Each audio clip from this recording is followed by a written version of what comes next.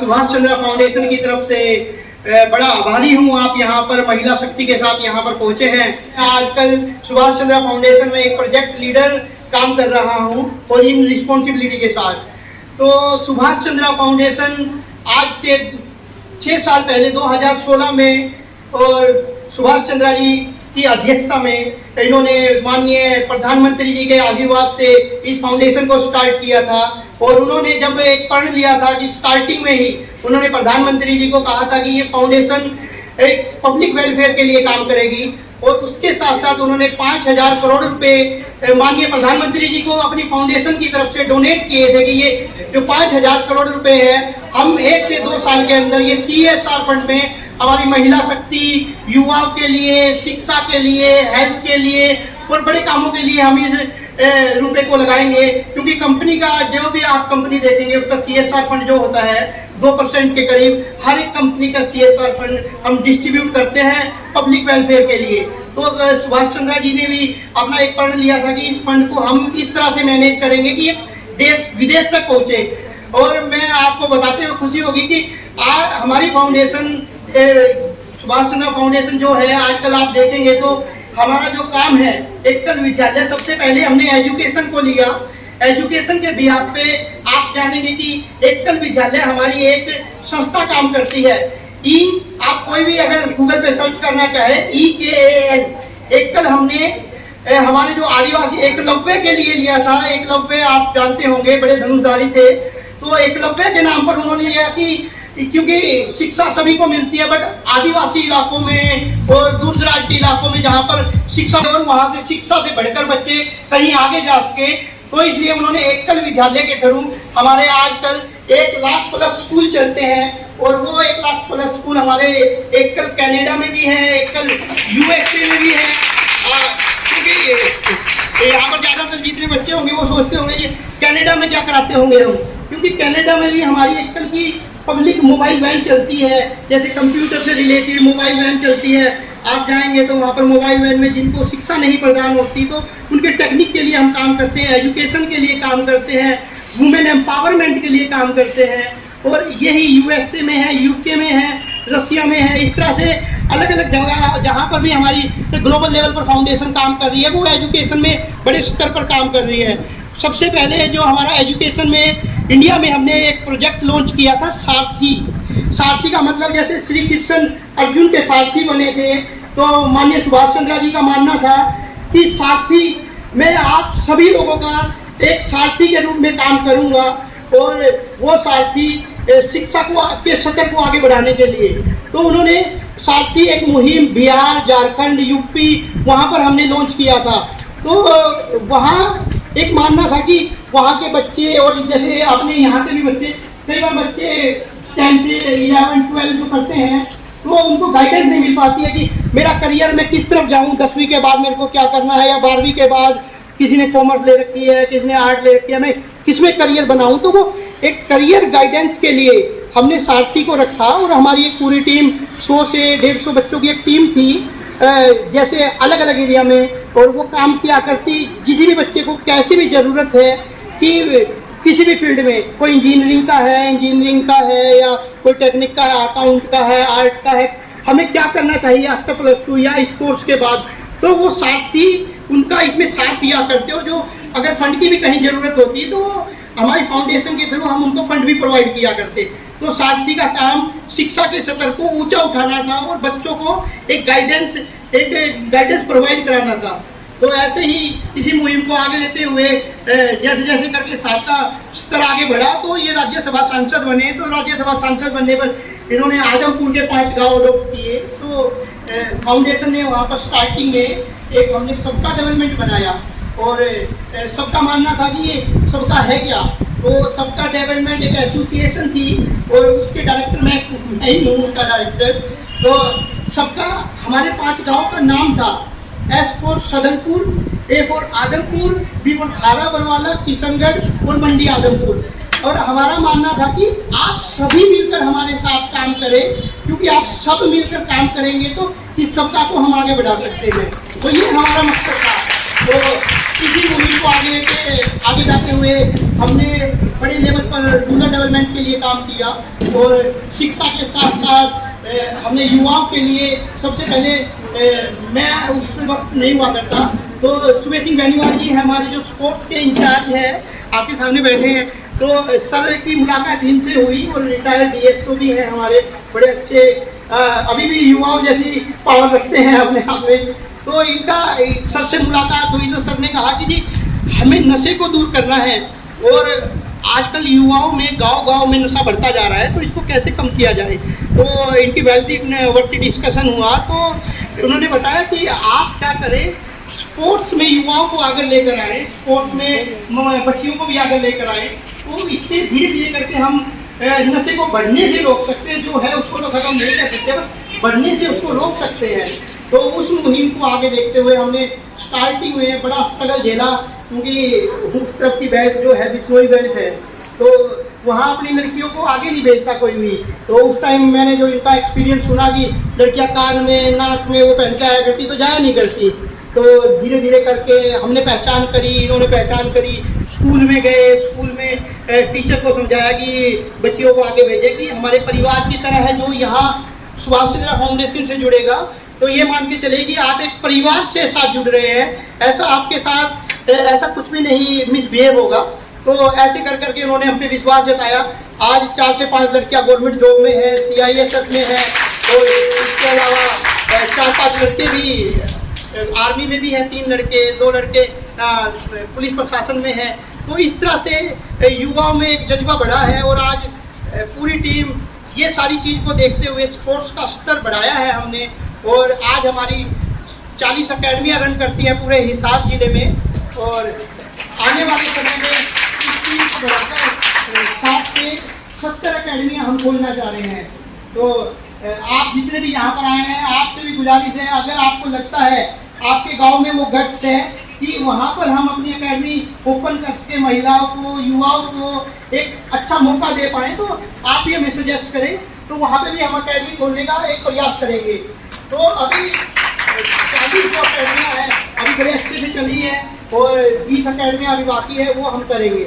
तो युवाओं के साथ साथ शिक्षा का लिया, स्पोर्ट्स का लिया, और हमने फिर वुमेन एम्पावरमेंट के लिए काम किया। वुमेन एम्पावरमेंट में इन्होंने कहा कि सबसे पहले हम धीरे धीरे करके हर एक टीचर की ड्यूटी लगाई कि आप SHG बनाएं, सेल्फ हेल्प ग्रुप, क्योंकि जो हमने देखा है self help group almost fail है, जो मैंने देखा है, क्योंकि ग्राउंड पे काम करते हैं।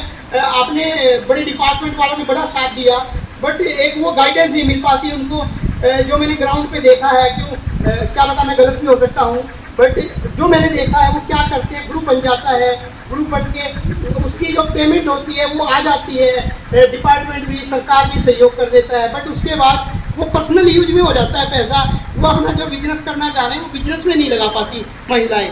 तो हमारा मकसद यही रहेगा कि जो भी कुछ तो सुभाष चंद्रा फाउंडेशन फाइनेंस करेगी 50% के करीब, जो भी महिला काम करने की इच्छुक होगी, और खुद वो लगाएंगे ग्रुप वाले, तो उनका साथ देकर हम उनको एक अच्छी गाइडेंस के साथ उनके बिजनेस सेटल को आगे बढ़ाएंगे। और हमारा एक ऐप है, अगर आप देखेंगे तो जी मॉल के नाम से, जी मॉल पे महिलाओं के लिए जो भी कलाकृति आपने बनाई, बड़ी अच्छी अच्छी कलाकृति बनाई है गुड़ियाओं ने यहाँ पर, और जो भी कलाकृति है आपकी, चाहे वो सिलाई से रिलेटेड है, चाहे वो इनसे रिलेटेड है, और अलग अलग तरह की वो सारी हम जी मॉल के साथ नोएडा ऑफिस में, उनका प्रयास भी हमारा ये रहेगा कि जो उन्होंने बनाया उनको एक अच्छी कीमत मिले। तो उस अच्छी कीमत देने के लिए हम हमारे नोएडा ऑफिस से लेकर बड़ी भी कोई भी एग्जीबिशन लगेगी तो इनको महीने में 4 से 5 बार वहाँ पर स्टॉल दिलवाएंगे, क्योंकि नोएडा जो पूरा है हमारा फिल्म सिटी का एक हब है, और वहाँ पर जितने भी मीडिया के कहेंगे तो सारा मीडिया वहीं पर है। तो एक स्टॉल का वहाँ पर हम इन सभी को प्रोवाइड कराएंगे महिलाओं के लिए।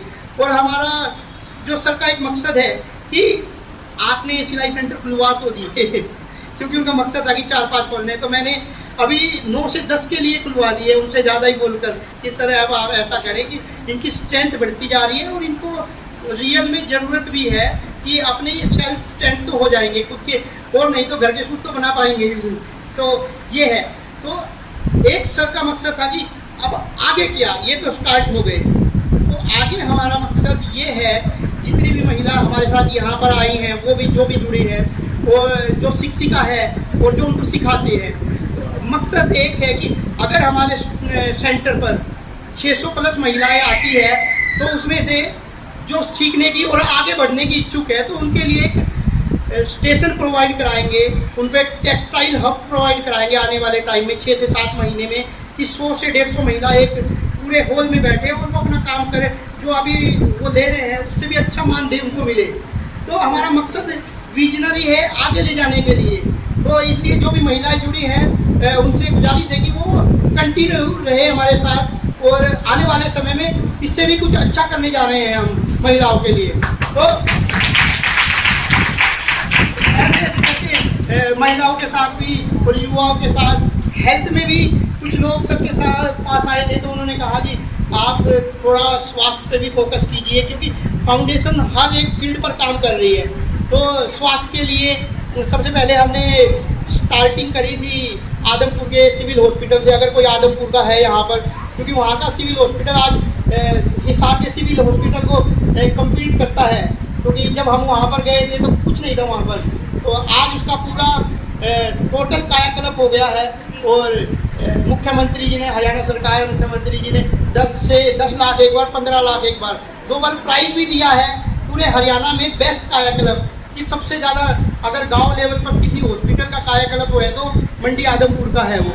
तो इसके बाद कुछ लोग सर के पास आए कि हमें सहायता चाहिए कि कुछ आसपास के इलाकों में, हिसार में टीवी से रिलेटेड कुछ ऐसे पेशेंट हैं जिनको ज़रूरत होती है, उनके पास 2 से 3 हज़ार रुपये भी नहीं हो पाते जी, और इनकी 6 महीने का एक सर्कल होता है, और 6 महीने के सर्कल में इनको 3 से 4 हज़ार रुपये पर व्यक्ति पर मिलता है।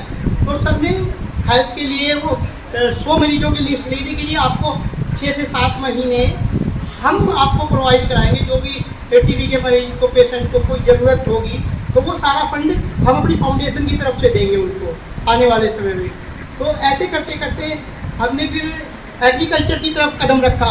सर का मानना था कि आप एग्रीकल्चर में भी कुछ करें, तो वहाँ सबसे पहले हमारा पैटर्न जो हमने रखा वो न्यूट्रिशन किचन गार्डनिंग पर फोकस था कि एक पोषण वाटिका आप बनाएं, और अगर आपका कभी मौका लगे तो अग्रवा फार्म में, अग्रवा मेडिकल के बराबर में सुभाष चंद्रा जी का खुद का एक फार्म है, ऑर्गेनिक फार्म है, और सबसे पहले हमने उनकी फैमिली से शुरुआत करी। उन्होंने कहा कि यार हम 4 भाई हैं, तो पहले आप है ना हमसे शुरुआत करो। तो 4 पोषण वाटिकाएँ उन्होंने बनवाई, और पोषण वाटिका की जब शुरुआत हुई तो एटलीस्ट उनका मानना था कि कोविड में हमने शुरू किया था, तो कोविड में शुरू किया तो सरकार मानना था कि आप जो पोषण वाटिका यहाँ पर बनाएंगे तो इसमें जहर मुक्त होना चाहिए, कुछ भी ऐसा आप पेस्टिसाइड इसमें यूज नहीं करेंगे, क्योंकि आने वाले समय में आपके स्वास्थ्य को सुरक्षित रखने के लिए यही आपको काम देगा। तो इस तरह से हमने धीरे धीरे करके पहले स्टार्ट किया वहाँ से, फिर उसके बाद फाउंडेशन की मदद से 200 पोषण वाटिकाएँ हमने लगवाई 200 महिलाओं को आसपास के गाँव में, कि एटलीस्ट आप अपने घर की सब्जी तो अच्छी खाओ। तो ये हमारा मकसद था। तो ऐसे ऐसे करके फिर उन्होंने एक एफपीओ डेवलप किया, आदमपुर फार्मर प्रोड्यूसर कंपनी, और उसके लिए मैडम ज्योति जी ने बड़ी मदद की है हमारी, उसके लिए आप बधाई के पात्र हैं। हमारे एफपीओ को आगे बढ़ाने के लिए बड़ी एक गाइडेंस की ज़रूरत होती है, बड़ा सेंसिटिव मैटर है ये।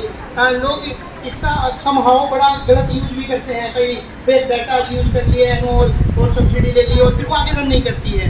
बट आप लोगों ने हमारा बड़ा साथ दिया, आपके विभाग ने, आपने बड़ा साथ दिया हमारा, जिससे कि वो एफपीओ फर्स्ट ईयर में हमने हैफेड की तरफ से सेल काउंटर लिया था, मैडम आपको पता होगा, तो 1.5 करोड़ के करीब हमने खरीदारी करी वो कोविड के टाइम में। तो टीम की बड़ी मेहनत रही। तो इस तरह से धीरे धीरे करके सुभाष चंद्रा फाउंडेशन हर एक फील्ड में काम कर रहा है, महिलाओं के लिए, स्वास्थ्य के लिए, शिक्षा के लिए, खेल के लिए, कृषि के लिए। तो आगे आने वाले समय में इसके दायरे को हम थोड़ा और बढ़ाना चाह रहे हैं, और सबसे बड़ी रिक्वेस्ट भी करी गई कि इस दायरे को थोड़ा और बढ़ाया जाए, और धीरे धीरे करके, क्योंकि मैंने देखा कि जैसे जैसे महिलाओं के लिए सिलाई सेंटर खोले तो कई बच्चियाँ भी आई थी कि सर ऐसा है हमारे लिए भी कंप्यूटर सेंटर खुलवाओ। तो उनके साथ साथ सर को किसी ने सजेस्ट किया कि आप 9th के बच्चे, 9th से लेकर 12th के बच्चे, क्योंकि बड़े ज़रूरतमंद होते हैं और एकेडमी की फीस बढ़ती जा रही है जी। तो क्योंकि 9th से 12th के बच्चे कॉमर्स के हो या 9th से साइंस के, मैथ के, या 12th के, 11th के, हर फील्ड लेते हैं, कॉमर्स हुआ, आर्ट्स हुआ, तो इसमें बड़ा ज़रूरी होता है। और आजकल फीस इतनी ज़्यादा हो गई है कि हर एक बच्चा उसको भर नहीं पाएगा।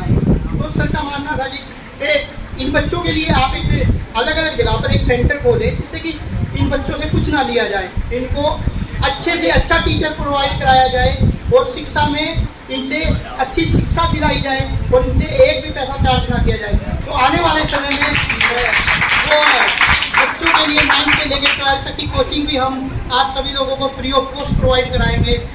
और सुभाष चंद्र फाउंडेशन आने वाले समय में आप लोगों की मदद से, जो भी आपकी कोई राय है, यहाँ पर आप सभी लोग आए हैं उनका बहुत बहुत धन्यवाद। और जो भी आपकी राय है हमें जरूर देकर जाएगी कि आपको ये भी करना चाहिए कि कुछ इनोवेटिव आइडिया हमें आए तो आगे कुछ और करने की सोच रखते हैं। तो यहाँ पर सभी आई महिला शक्ति को बहुत बहुत धन्यवाद और मैं आपका आभार